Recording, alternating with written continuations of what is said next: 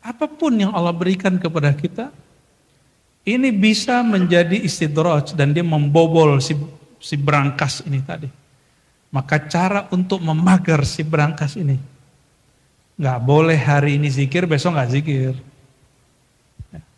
Mending zikir sekali, 2 kali, 3 kali daripada 100 tapi ngayal. 3 kali rutin daripada 100 kali atau 165 kali buru-buru 165. Apa itu ya? Tapi alangkah indahnya, alangkah bagusnya. Sudahlah bacanya bagus. Jumlahnya 165 ya. Biar dapat gaji per bulan, kerjanya sesekali atau tiap hari? Bener nih? Bener nih? Bagi PNS, ya. PNS, ASN, karyawan, begitu nggak? Biar kolbunya Allah berikan hadiah al-hisan al-ilahi, pagar-pagar dari Allah, benteng-benteng dari Allah, maka mesti dicicil baca nama Allah, la ilaha illallah setiap hari.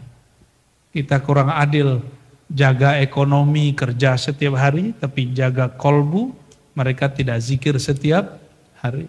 Cuma mengharapkan syafaat dari guru yang gak cukup. Ya. Papa yang penting cinta guru gitu. Ya, guru cintanya sama murid yang rajin dan mau berkorban. Ya. Jadi kalau antum kurang rajin, banyakin korban. Baik. Lalu kembali ke bagian yang 40 tadi. Beliau mengatakan apa? Ini saya pendek aja ya. Beliau menukil satu kalimat, ad-dunya mazra'atul akhirah.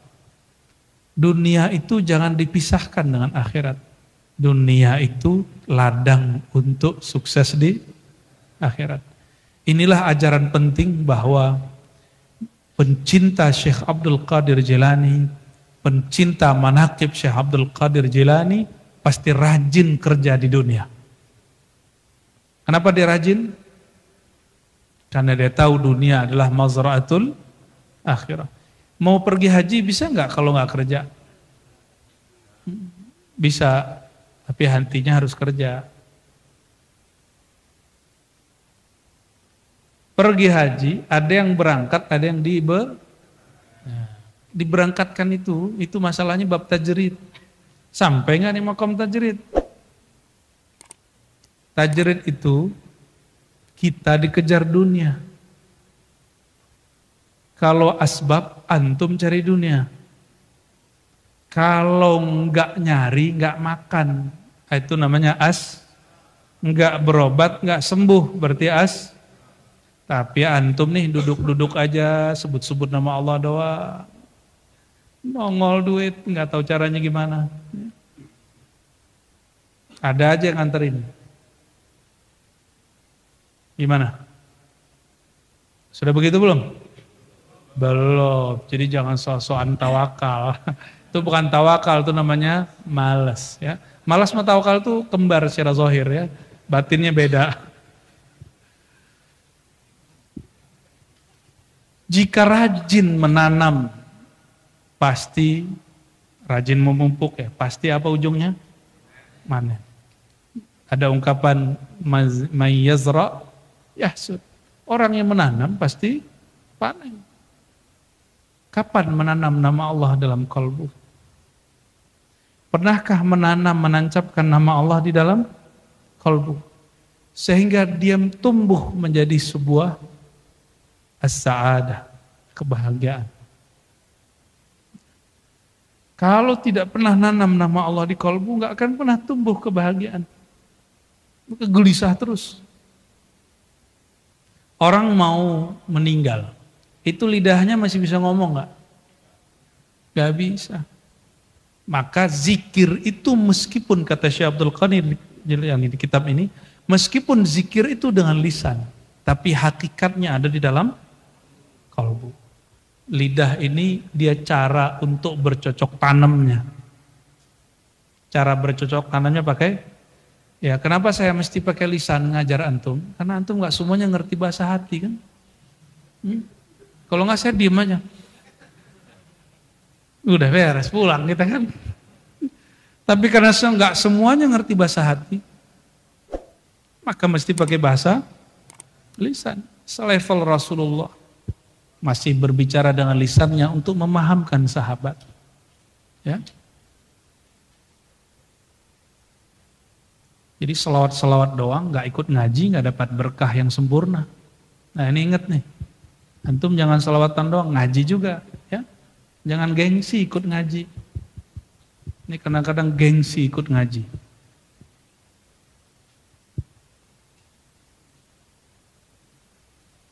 Kata beliau, al-ijabah yakunu ba'dal istijabah.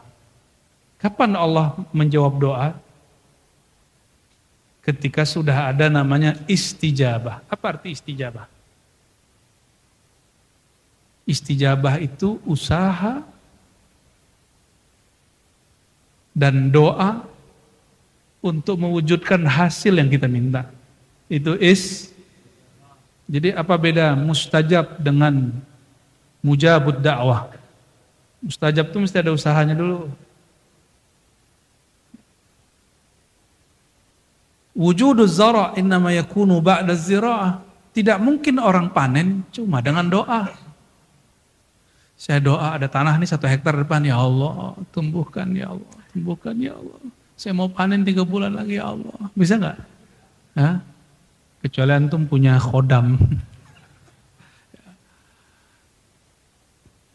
Kita doa, ya Allah, aku ingin kenal Engkau ya Allah. Tapi tidak pernah mau mencari orang yang kenal Allah. Bisa nggak kenal Allah? Kita tahu nih, ini antum nih, kalau ke Jakarta jalan sendiri apa naik pesawat atau naik mobil? Kenapa numpang mobil orang? Nggak punya mobil. Kenapa naik bus? Karena bus bisa bawa banyak orang. Kita mau ke tujuan di bumi, mesti numpang sama orang. Karena jalan sendiri sulit. Maka orang-orang yang ingin berjalan menemui Allah, kalau ingin mudah, jangan pikirkan sendiri. Berjamaahlah dengan jamaah yang sudah ada. Nanti si jamaah akan punya kendaraan. Ada yang kendaraannya seperti bus. Ada yang kendaraannya seperti kapal. Ada yang lebih cepat lagi pakai pesawat. Paham analog kias ini? Ya. Jangan coba jalan kaki sendiri. Nyampe di Merak, nyampe di mana nih? Bekahuni, kakinya udah copot. Ya. Inilah nasib orang yang egois tidak mau berguru. Nanti pulang-pulang di halu, dia bilang aku udah nyampe Jakarta. Padahal baru nyampe Bekahuni. Ternyata di situ ada tulisan Jakarta panah. Dia pegang-pegang lah tulisan itu. Ini Jakarta bro. Foto dulu ya kan. Pasang status. Ternyata dia baru sampai pada Plang ke Jakarta. Dan hari ini banyak orang sampai di Plang. Plang itu bernama dalil. Maka hari ini orang belagu kalau ngomong dalil. Mana dalilnya? Benar gak? Dia kira dalil itu Tuhan. Dia kira dalil itu segala-galanya. Kalau kita sudah sampai di Jakarta, masih perlu peta gak? Bukan, peta ke Jakarta nih. Udah nyampe di tujuan, masih buka peta gak? Bener. Antum udah nyampe di tujuan, masih buka peta? Berarti tujuannya belum selesai. Jangan-jangan salah alamat. Kalau sudah sampai di tujuan, peta gak kepake. Peta dipakai waktu di jalan. Ini udah nyampe di sini, GPS masih dibuka nggak? Bener. Yang masih buka GPS belum nyampe. Ya. Saya sama Bang siapa bang namanya bang? Bang Sam. Namanya kok mirip anakku ya. Kalau sudah sama beliau, masih nanya-nanya nggak? Bang Sam mana? Bang Sam mana? Berarti nggak kenal sama?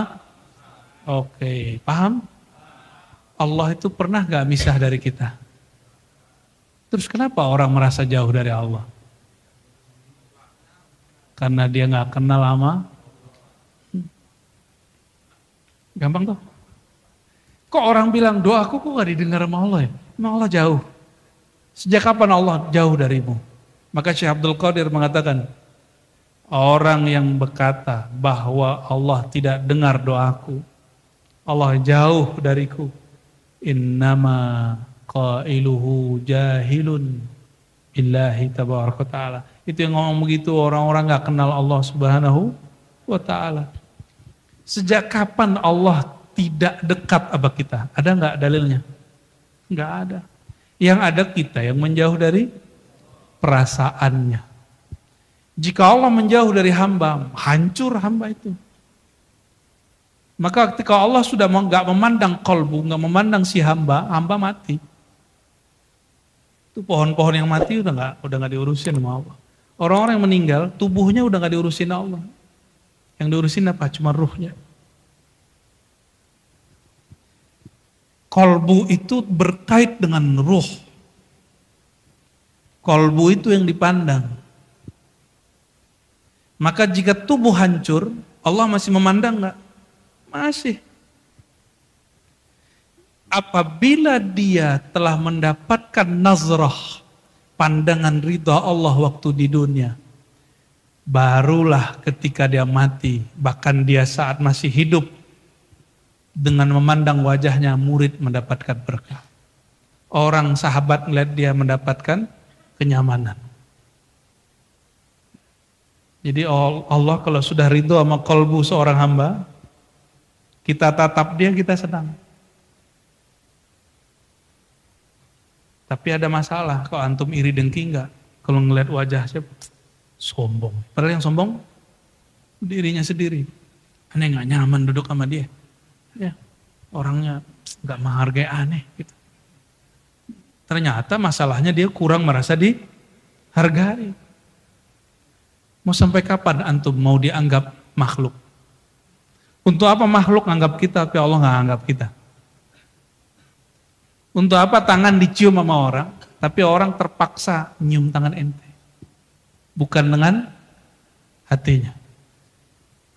Nah, maka malam ini Syekh Abdul Qadir Jilani, ya, seperti yang saya bacakan, kami mengajak teman-teman cinta Syekh Abdul Qadir Jilani.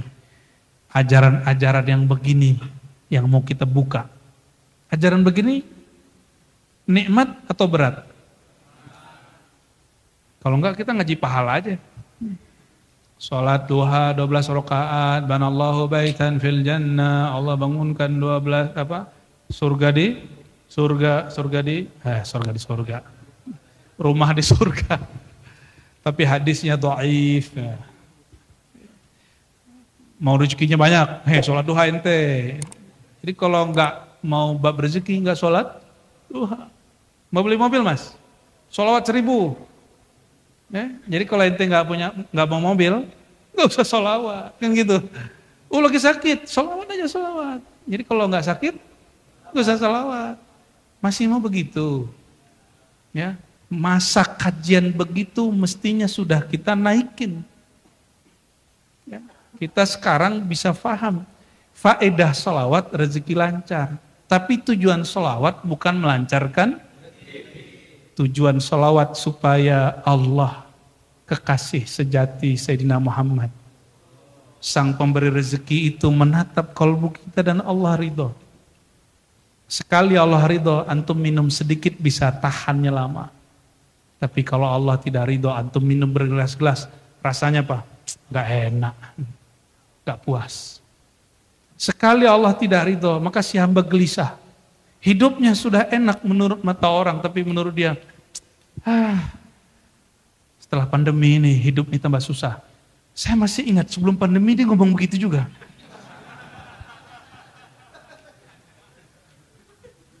Soalnya gak? Zaman sekarang nih Bu ya, jualan mah susah, hidup mah sulit. Apalagi zaman presiden sekarang gitu. Padahal dulu presiden SBY dia ngomong begitu juga. Dulu zaman Soeharto dia gitu juga ngomongnya. Ini karakter. Maka Indonesia ini mau calon presidennya 5 yang jadi walaupun cuma 1. mau Ganjar, mau Prabowo, mau Anies, sama aja. Kalau antum memang dasarnya suka mengeluh, nggak akan puas dengan presiden manapun. Ya. Masih mau lagi dikerjain sama orang 2019 dulu mas sekarang. Hah? Ya, ogah ya gak? Mending kita ngaji Syekh Abdul Qadir Jilani. Qaddasallahu sirrahu. Apa kata beliau? Izra' hadhihi zira'ah bil qalbi wal badan wa huwa al iman wal haratha laha wa jalbul ma' ilaiha wa saqriha bil a'mal salihah. Idza kana hadzal qalb fihi laynun wa ra'fah wa rahmatun nabata fih. Ini bahasa Arabnya, saya pakai bahasa Indonesia yang gampang. Bahasa Indonesia orang Lampung aja ya. Kalau nanam pohon di atas batu, tumbuh nggak? Nggak tumbuh. Kalau ada sawah keras, rumputnya banyak, langsung ditanamin padi, dia tumbuh ya. Tapi bagus nggak tumbuhnya? Inilah sebabnya kenapa banyak orang zikir tapi nggak berbuah. Dia egois, nggak mau ngikutin guru. Apa kata dia? Gue langsung tanam aja nih. Gak usah pakai guru, langsung aja buka kitab atau channel YouTube. Ini kalau gitu nyesel ada talqin zikir online tuh ya. Enggak, saya nggak pernah talqin online. Itu kita lagi talqin offline, tapi ada orang yang melive-kan. Saya nggak pernah terima talqin online. Jadi kalau ada mursyid talqin online, itu ijtihad dia. Saya tidak akan salahkan, tapi maaf bro, itu bukan thorikotku. Itu bukan metodologi kita. Ya, kenapa? Talqin itu mesti ketemu fisik, kolbu. Nih coba babnya.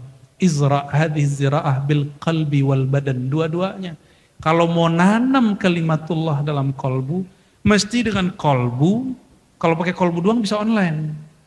Tapi enggak cukup bil badan. Mesti juga ada tubuh datang kepada ahlinya. Bapak saya sampai sekarang masih punya sawah. Walaupun sawahnya enggak banyak. Itu kalau mau nanam, enggak nyangkul sendiri. Minta tolong sama ahli bajak. Enggak ngebajak sendiri pak. Ini gue bajak sendiri aja nih. Enggak begitu. Dia panggil ahli bajak, tolong dong Pak Bajak, bajakin sawah aku dong gitu. Dibajakin. Udah beres, dialirin air. Bener gak? Habis itu diapain? Baru ditanam. Guru itu yang membajak, yang melembutkan tanahnya kolbu. Hamparannya kolbu, guru yang akan mencincang-cincang. Ini masih keras, masih keras. Gitu. Itu sebabnya Syekh Abdul Qadir mengatakan kalau ngambil murid jangan yang cerdas-cerdas amat. Ambil murid yang datang dengan merasa tidak berilmu. Saya masih ingat guru tarekat Saman saya, Abuya Hasan Basri As-Samani Al-Qadiri An-Naqsyabandi. Apa kata beliau? Dulu datang 5 ulama kepada beliau. Saya hadir tuh. Cuma kami nggak berani dengar orang-orang dewa-dewa debat kan. Ternyata itu 5 ulama sudah keliling di daerah Sumatera Tengah untuk mendebat semua ulama tentang Allah. Semuanya kalah. Terakhir ternyata ini yang suka debat nih kuburian juga. Suka ziarah ke kubur. Oh berarti dia aswaja ya. Lagi ziarah mereka mikir kita mau nanya ke guru siapa lagi. Ternyata karena kebiasaan berdebat baru nyampe di satu mursyid langsung ngedebat mursyid. Mursyid yang kata aneh-aneh bukan guru ente. Ente cari guru lain, mursyid lain. Udah capek. Ziarah ke satu makom namanya Syekh Ibrahim di satu wilayah di Payakumbuh. Mereka kemudian sepakat dapat ilham. Kita ke tempat Abuya Syekh Hasan Basri. Datanglah ke sana. Itu mereka udah nyiapin. Kamu ternyata nanya ini, kamu nanya ini. Udah nyiapin. Udah nyiapin peluru mau nyerang Abuya Hasan Basri. Sampai di sana, ini beliau ini pengamal Samani Qadiri. Apa kata beliau? Kalau mau ngaji tentang Allah, mau ngaji tentang kolbu, jangan pakai otak pinter. Ente taruh dulu kepintaran sebentar, otaknya jangan ditaruh, pinternya aja ditaruh sebentar. Otak jangan di. Nah, ini kadang-kadang karena saking patuh sama guru mau otaknya ditaruh. Pinternya ditaruh, otaknya dipakai. Karena otak itu mesinnya kolbu. Kolbu kalau urusan dunia itu otak ini yang dipakai. Akhirnya semuanya baik Tuan Syekh. Nggak jadi debat. Karena pinternya sudah ditaruh. Paham maksudnya? Orang suka debat tuh hatinya keras. Dibilangin nggak masuk, dibilangin nggak masuk. Kan begini, akan tetapi begitu terus ya. Menurut si anu, menurut ente gimana? Jadi saya tuh lama dulu kalau diskusi tentang tasawuf. Menurut Syekh Abdul Qadir Jilani dalam Fathur Rabbani, menurut Ibnu Arabi dalam Al-Futuhat Makkiyah, menurut Imam Ghazali dalam Ihya Ulumuddin, semuanya menurut. Tahu-tahu teman saya, bukan orang alim baca kitab, tapi kolbunya bercahaya. Apa kata dia? Rozi, nggak panggil dokter lagi deh. Rozi, menurut kolbu ente gimana? Itu mah Syekh Abdul Qadir Jilani, itu mah Imam Ghazali, itu mah Ibnu Arabi, itu mah Bahauddin Naqsyabandi, itu mah fulan. Kolbu ente gimana? Saya mikir-mikir, juga ya. Ternyata kebanyakan baca kitab, enggak baca kolbu, keracunan. Nah ini yang disebut oleh Abu Bakar Ibn Al-Arabi tadi, tentang gurunya, awal-awal. Tapi setelah itu oke. Jadi, kenapa zikir tidak nikmat? Kenapa ditalkin tidak lezat? Padahal yang mentalkin sudah wakil talkin. Diangkat 1000 kali mungkin ya. Disahkan 1000 kali jadi wakil talqin. Ngomong ke orang, ini wakil talqin. Misal ya. Atau ngomong, ini mursyid ya akhi, ini mursyid. Ente bilang begitu 1000 kali. Ya. Tapi tidak pernah membajak kolbu murid. Tidak pernah mencincang kerasnya kolbu murid. Nggak akan pernah. Tidak pernah kemudian menghancurkan kerasnya hati murid. Nggak akan pernah murid itu lembut hatinya. Ini kata yang tadi mursyid tadi ini, yang wakil talqin ngomong, gimana aneh mau lembutin hatinya? Dia nggak buka hatinya. Itulah masalahnya.